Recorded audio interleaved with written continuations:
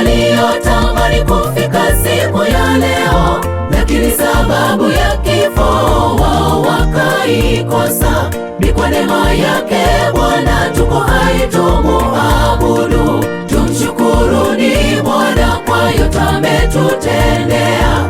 Maana ni wengi waliotamani kufika siku ya leo, lakini sababu ya kifo wao wakaikosa. Ni kwa neema yake Bwana tuko hai, tumuabudu. Ni ombi letu wapendwa, tufanyie Mungu kazi wakati tungali hai, maana kifo chatungoja.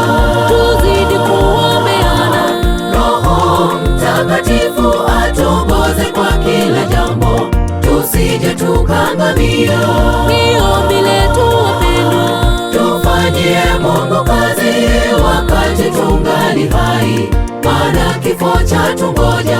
tuzidi kuombeana, Roho Mtakatifu atuongoze kwa kila jambo, tusije tukangamia.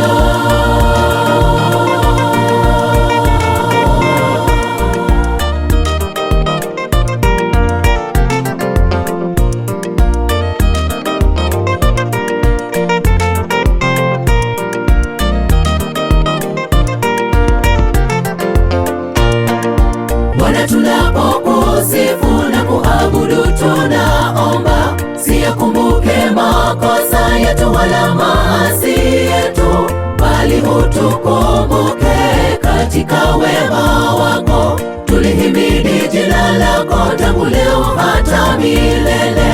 Bwana, tunapokusifu na kuabudu, tunaomba siyakumbuke makosa yetu wala maasi yetu, bali utukumbuke katika wema wako. Tulihimidi jina lako tangu leo hata milele. ni ombi letu wapendwa, Tufanyie Mungu kazi wakati tungali hai, maana kifo chatungoja.